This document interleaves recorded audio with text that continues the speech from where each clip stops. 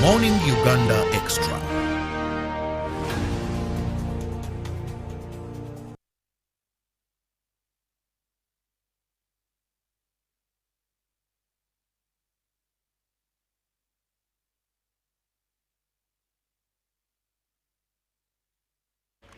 Well, good morning and thank you very much for sticking around to Good Morning Uganda. Now it is Good Morning Uganda Extra Time. And I am Joram Paul Sonko here this morning. We have a huge conversation coming along. This is a conversation that is going to be taking us till the hour of 10 a.m. To you, our dear viewer, thank you, and we are glad to have your company this morning. We are heading to a conversation to do with Uganda prisons, and every time we mention Uganda prisons, I think the first face that will definitely come into your mind is Mr. Frank Baine, of course, who does join us this morning. Frank Baine, Mayanja. Very good morning, Afandi. Yes, good morning, Jerome. I am Senior Commissioner of Prisons, Frank Baine, and prison spokesperson. As usual, I'm always happy and excited to be on UBC and trying to explain what happens, what most people don't know, because there are a lot of speculations of what happens behind the other side of the world. But we remain a university of understanding, and that's why we continue sharing. That is a very chaotic word. We are used to that one since we were in primary. Yeah, I am even very glad that finally government has given us back our number UU. University of understanding. Because we take those people who don't, number plates, those ones who need to understand. Yes. Okay, Afandi, again, glad to have you this morning.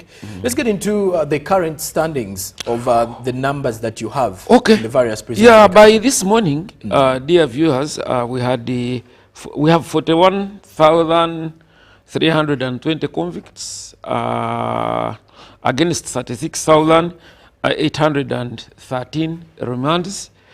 We have 499 debtors, which gives us a total of 78,636. We have 278 children who are staying with their mothers. These are grouped in, they are kept in 269 prisons, and they are grouped in 19 regions. They are being managed by 14,341 staff by this, and the situation is normal. Well, the Uganda prisons over the past 2 weeks has been coming under great criticism, especially from some of the people who had been remanded to different prisons within the country following the March to Parliament protests. Well, I don't call it criticism. Okay. I think it could be a surprise of what people expected. I always get surprised that people who have a political connotation always want to make a lot of cries for sympathy. And that's why, by and general, what I have been noticing is that there are things people had never been exposed to, and they didn't know exist until they crossed the line. And that's why I'm always warning people that, please, certain areas, don't cross the line. When you cross the line, then when you go to Rome, you must behave like the Romans. If you don't want to remove your shoes before you go to pray to God, don't enter the mosque. If you think making a sign of the cross is bad, don't go to the Catholic Church. So, because the simple allegations I've been seeing that, you see, when we reach prisons, we are stripped naked. It is a standing order, which was not made by us. For us, by the way, we implement laws, we don't make them. We do two types of searches. In this ordinary one, we do what we call rub down, touch. Okay. But when you are going to admit a person as your prisoner, that person must be stripped naked. It's not only in Uganda, it's worldwide. Why? Because if Baine comes with a scar at the back, and you have not documented it, he's at liberty after 1 week to say you see what they have done by the Uganda prison. And that's why I keep telling people that you are hearing all these people speculating. You know, they did this, but nobody wants to go to court. Because any future that is on the body, your body, is documented on entry, and the evidence is kept. So the only thing you can do is to appeal for sympathy, But for us, we're doing. Now, let me tell you, like this scenario of this group which was walking to Parliament. Do you know that one of them was arrested as a girl, taken to court as a girl? When she reached Ruzira on search, he was found to have 2 organs, and the male one being predominant. Now, then, of course, we had now to go back to talk to the courts and the like. Eventually, this person was granted what? Bail. So, if it was like it's bracket, go. 2, when people are in the fix, there are always specific areas they want to hide their things. What do you think somebody cannot do? We have got it very many times. Somebody gets a cavera, wraps in either the drugs or money, and pushes it in the anus. And for us, we call it the boot. So, when you are checking, people are trained on what to check for and where to check. And that's why I keep insisting that, you see, what do you think is an abuse of rights? It is somebody's job. Yes, they are rights. Rights have responsibilities, and rights have limits. The other ones, I remember even the other week, somebody was claiming, you see, I'd kept my hair for 17 years and the hair was cut off. Yes. Principle number 1 is to maintain hygiene in the prison.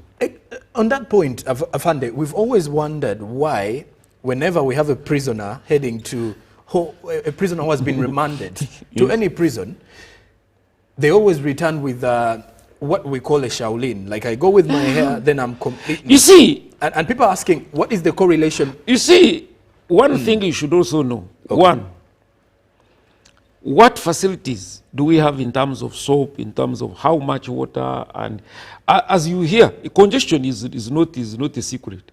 Where we are supposed, right now, our capacity is 21,000.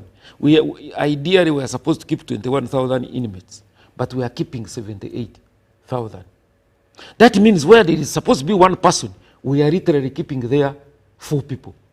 So you must observe extreme hygiene. Now, if you have like your dreadlocks, you know how those dreadlocks are. You can't have the facilities to maintain them in the prison. But while they are not an inconvenience to you, they are an inconvenience to the others. Now, for me, who is an administrator of a prison, is to make sure that everybody lives what? Comfortably. So, if you have come and I have removed your suit jewel and have given you a uniform, it is also the discretion of my assessment to know whether you should actually keep that long hair or not. 2, they are what they call prohibited articles. Some of them even injure us. Like you can hide the nail. You see, everything we try to do is to make sure we limit damage to you or damage to the other people. That's why the standing orders tell you a male is not supposed to keep a ring, but a female it's okay. A male you cannot keep, because this ring is enough to break a prison. Just open it and keep scratching. But for the female, they are allowed. And that's why for the female, because their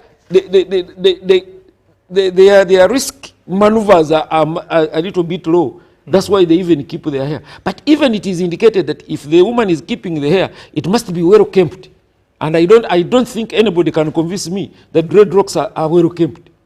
That aside, Afande, generally, what are some of the challenges that you're facing from the side of, prisons in regards to taking care of all these prisoners that seem to always increase every other day?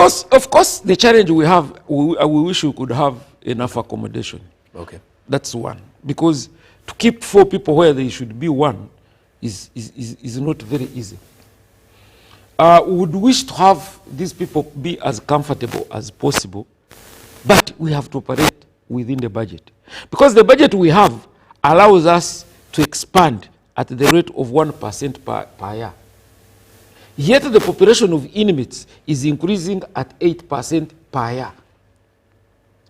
But is that the problem of the prisons officers? It is the problem of us as a country. And by the way, when I'm talking about the challenges we have as a country, I always want to look beyond even prisons. Prison is a small thing. You go to hospitals. Even when there is Chirudu, when there is Kawempe, you go still to Muragu. Okay. You will find people, what used to be verandas, they are now people. What used to be corridors, because our infrastructure development as a country is much lower compared to the population development. And as long as the population is increasing and the competition for resources is increasing, chances of reducing the crime are a problem. And what is even very interesting, as the institutions that are related with security and justice are increasing in capacity, especially the police. That's the more operations they will make, that's the more arrests they will make. Now, for prisons, which is at the end, the tail end of justice, sometimes this is out of our control. Because I am telling you, there are 36,815 remands. Is it prisoners which tries them? No. Okay. But when you go to judiciary, they will tell you, do we have, because the last time I remember we were in a workshop, they were saying a judge is allocated 360 cases in a year. Yet one case can take 1 year. So what do you expect them to do? That would mean this person has no Sunday, has no weekend, has no holiday, has no sickness. So I think we have to agree that before our economy reaches a certain level, which can sustain us, some of these things we are going to grapple with. But for a person who goes to the prison and says, you see, we reached there were very many people in the room. Yes. Those people who came, were they prisoners? Were passerbys? Had they come for prayers? If they are people of the same category. Yes. But before we even leave this issue of the well-being and the kind of conditions some of the prisoners are living in, more of some of the revelations from some of the people who had been remanded due to the march to Parliament have been revealing that the other situations on ground is that they will be sleeping on ground. Then there is also another revelation of they do not have sandals to wear while they are in prison unless someone buys them. I keep saying this. A prison is not a hotel. Okay. Whereby, if I go to Serena, I have paid my money, I expect a double bed, blankets, and the like. In a prison, on the contrary, the facilities you find, you use them as they are. I want to tell you categorically that since I joined prisons up to now, apart from patients, men do not sleep on beds for 2 reasons. 1, the space would not be enough. But 2, you don't want to arm the prisoners with what they can use against you or for them to break the prison. But the mattresses are available? No, there is no mattress there is no budget for the mattress. What is there is a budget for blankets. Okay. It is only the women who have beds and blankets. But sometimes, depending at the time when these people have come in, if you find that the consignment which had been delivered is over, you will definitely start sleeping from down. I have taken patients to hospital. When you go with the patient, however critical this patient is, if you find there is no bed, you will start from the floor and wait until somebody is discharged, then you take over. That is the usual practice. It's not only in the prisons. It happens to other institutions. And that's why, yes, it is expected that some of these things you have to supplement. Okay. Because the budget, you see, I want to tell you that by and large, they will tell you that for clothing, food, health and the like, I think now the budget of a prisoner is 22,000 per day. Per person? Per person. Including everything. Now, when you go to distribute, would there be the liberty for somebody to be buying sandals for whoever is coming and going? And that's why we ask for that, we have that leverage, that those who have relatives and are able to get some of these things, you want a flask, it can come. You want a mattress, as long as you agree the size of the mattress, which we accept, that one comes. But to expect that everything is going to come from the prison, I don't think so. And now let's turn our focus onto the rehabilitation bit of it.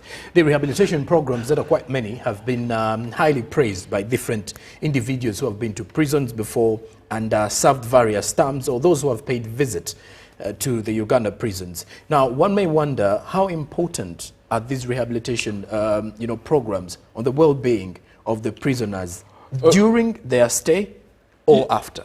Yeah, one, a number of people we get, they come when they are brand. They don't know anything. And that is largely partly why they would have caused the crime outside. Okay. Now, we have the majority of the people who are illiterate and semi-illiterate, who are skills, a very negligible number have their skills. So their rehabilitation is meant not only to instill discipline, but also help these people become better persons afterwards. And that's why the prisoners have an earning scheme. That when a prisoner works for a day, the professional work or skilled work is 1,350. The same skilled is 750. The unskilled is 500. So you may say that is laughable. It's not laughable. This person is serving a sentence, but he is being rewarded for his contribution. And by the way, there is an interesting scenario that every 10 prisoners, only 2 get visitors. The 8 don't get visitors. So they survive on this money they work on. That is one. 2, some of these people, especially these skilled ones, have even sustained their homes using this money. While they're in prisons. While they're in prisons. Because this money is kept. Then when their relatives come, they take, it is the prisoner's money. Because he has earned it. Has earned this money. That's why when you go right now to Uma Show ground, we have just been from the show in Jinja. The agriculture show. All those things you saw, the furniture, the crafts, they are being made by prisoners.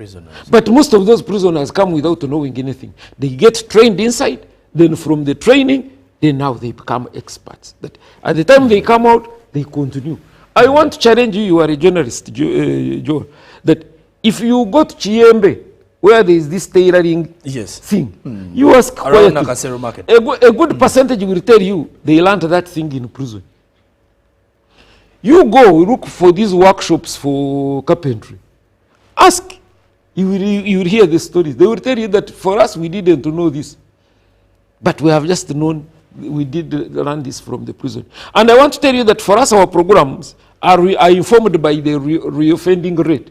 We call it recidivism.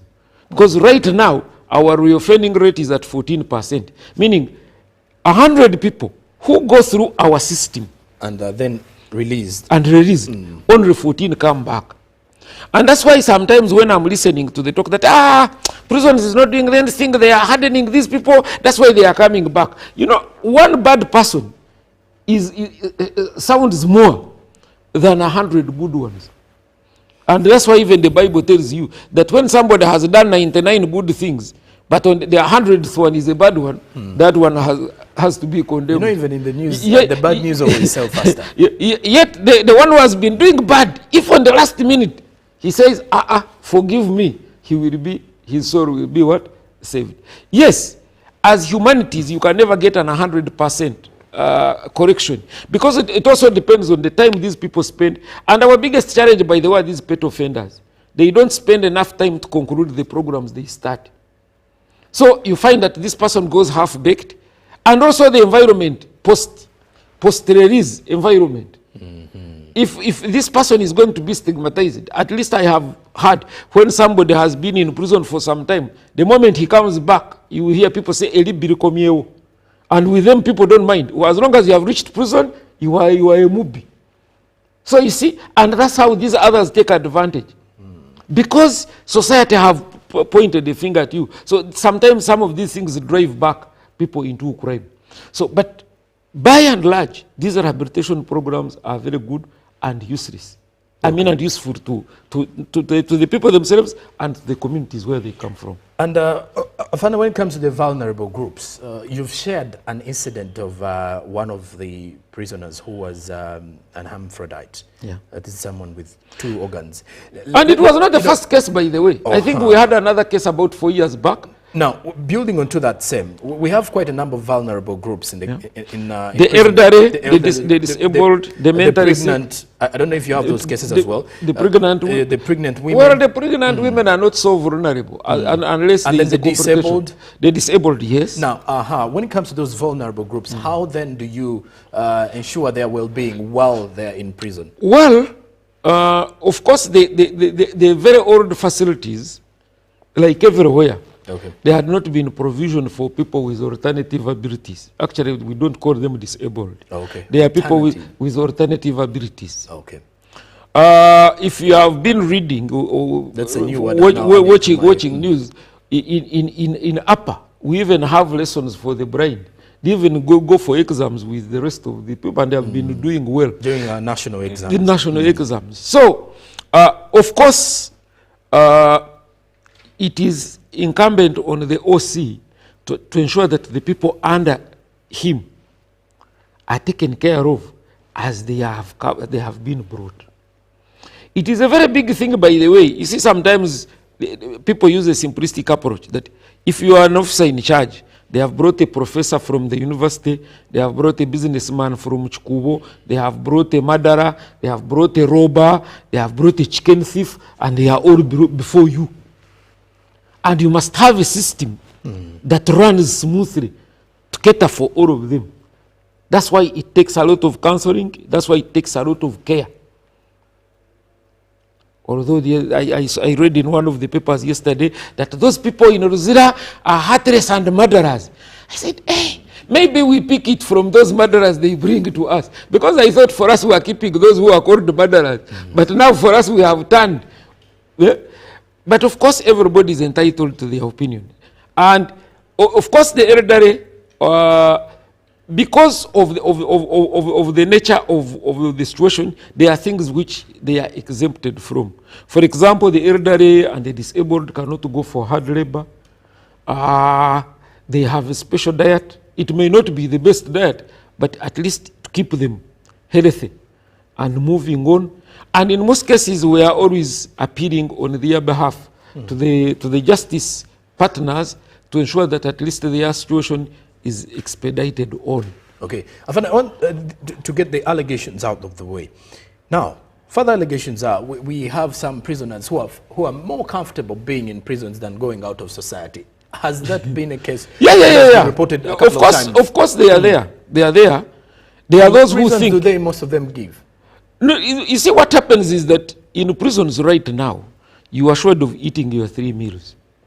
Okay. So I saw somebody was saying that, can you imagine 6:30 you are taking porridge, at 11 you are eating lunch, at 2 you are eating dinner. I said, I wish some of these people were Ugandans. Do they know how many Ugandans hardly get a meal a day? You are complaining that they have brought food.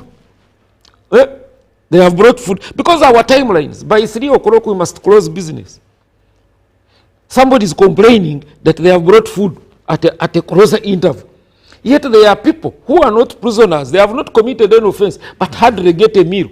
Some who depend on each commando. When somebody hears you telling him that, you see, they have brought 3 meals just close to each other, and somebody is struggling to get one commando, it becomes very what? Unfair.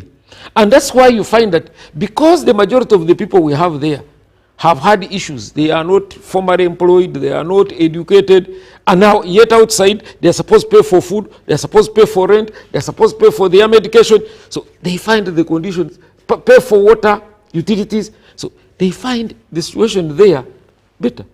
There is where to sleep. How comfortable, that's a different matter. There is food. Whether it is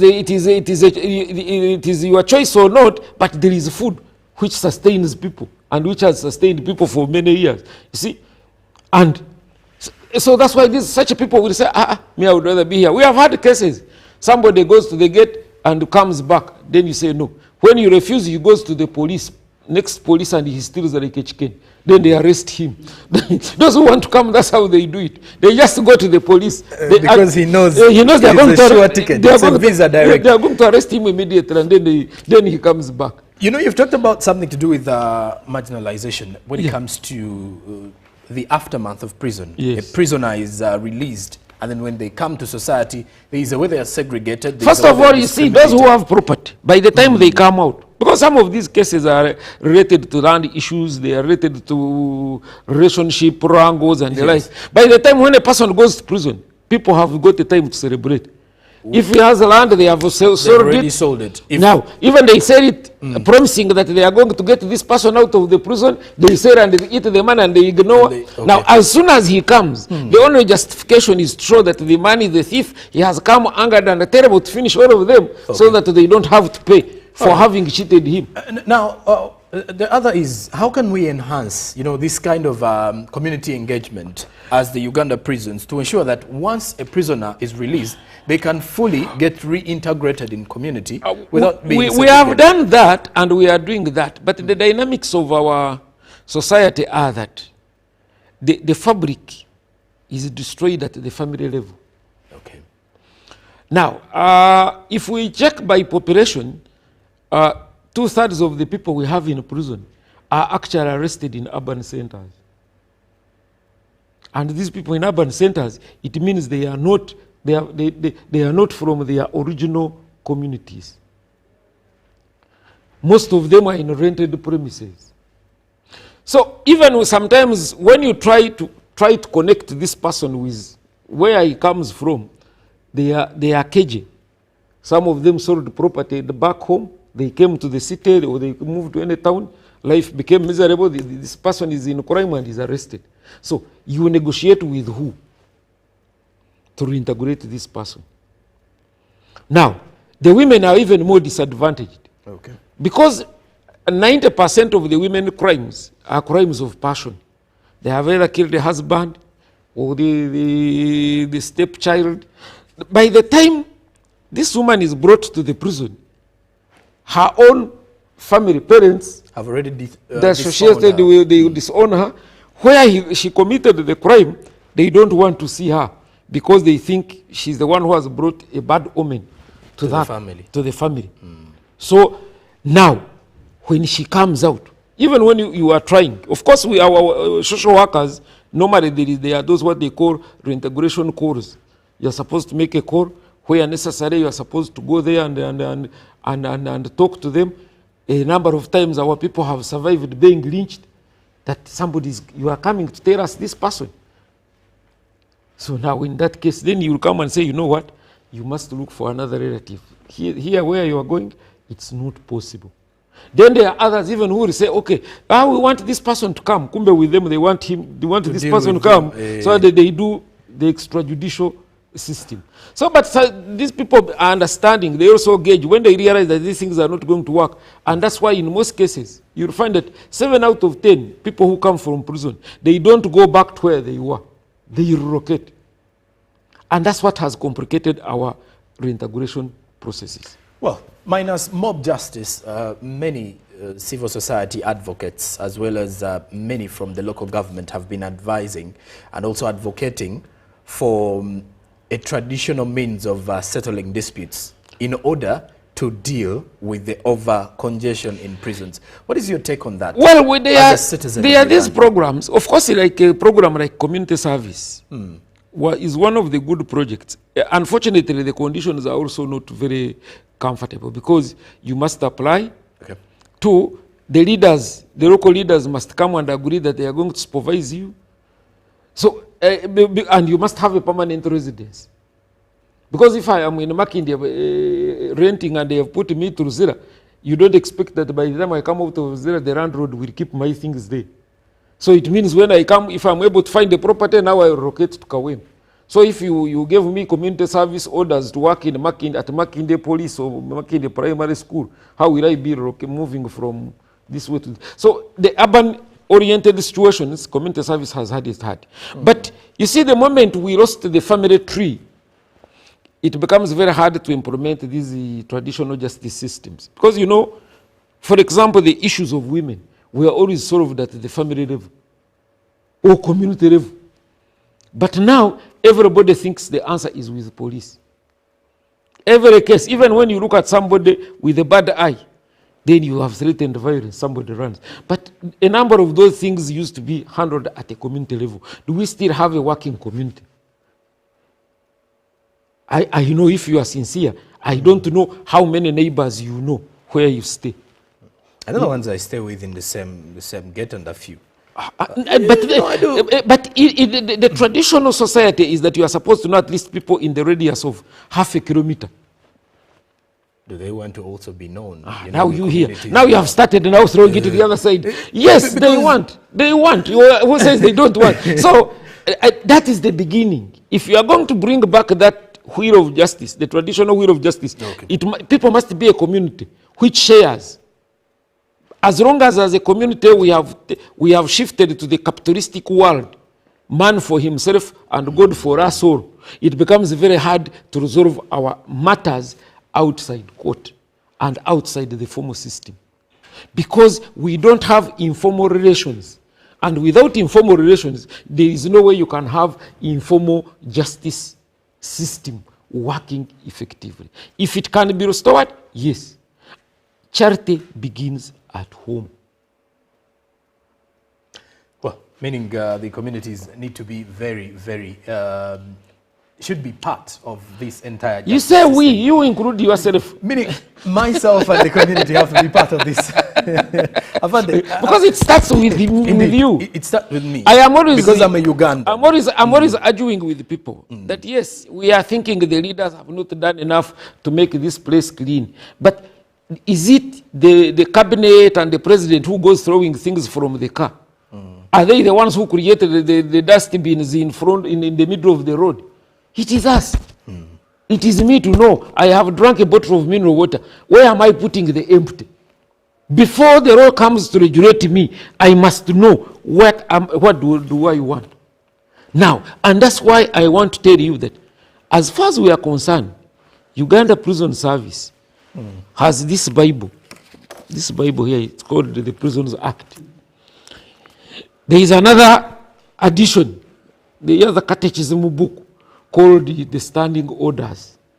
We also have regulations, and we shall always try to keep that. And that's why a number of times, people who know and think the world must be in that lawless form, everything must be laissez-faire, when they come to our side, they find it very hard to adjust. Well, Avade, in your parting shots, when it comes to everything good, you watch the news on a daily, you read the news on a daily. With the criticism that you've been facing, I choose to use the word criticism because I've taken it seriously. With the criticism that you've been facing, especially from those who were remanded for the first time to prisons, who are experiencing their first charge, and then some of the criticisms that you've been facing from many of the convicts as well. What would be your parting shots and what message would you be giving to the... Well, one thing I know, Joel and viewers, human rights and institutional growth is like the word democracy. You see, even when we glorify democracy in America, the other day you saw people invading the parliament, the Congress House in America. Even when we glorify the tight systems, at least I was able to access a report where not less than 100 people are shot in America every day illegally. So we have to agree that the growing of institutions goes with the national development. That's why I want to tell you that when I joined the prisons, we were getting 22 billion as an institution.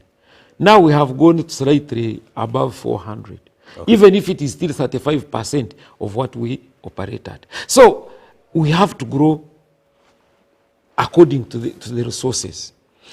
Even the human rights growth, it also takes time. We are correcting by correcting.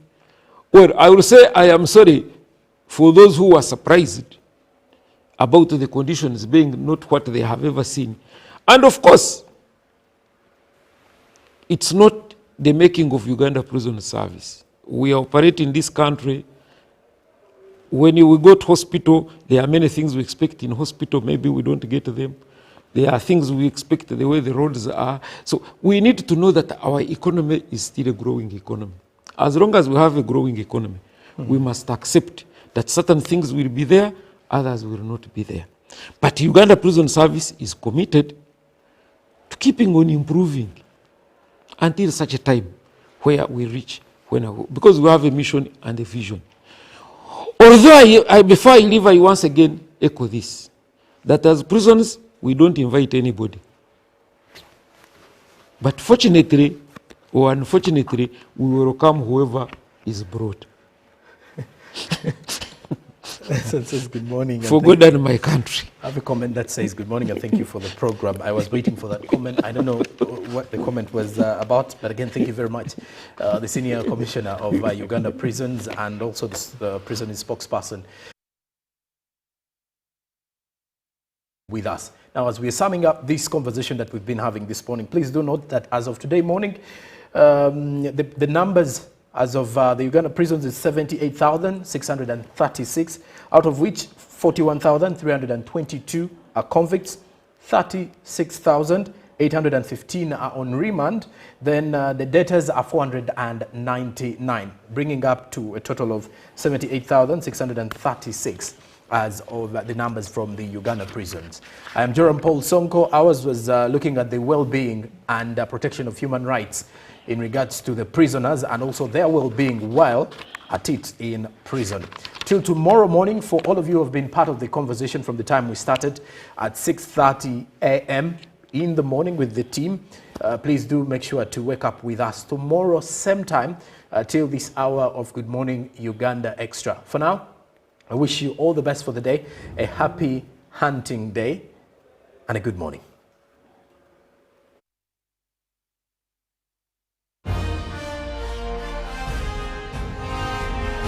Live from UBC Studios in Kampala, this is Good Morning Uganda Extra.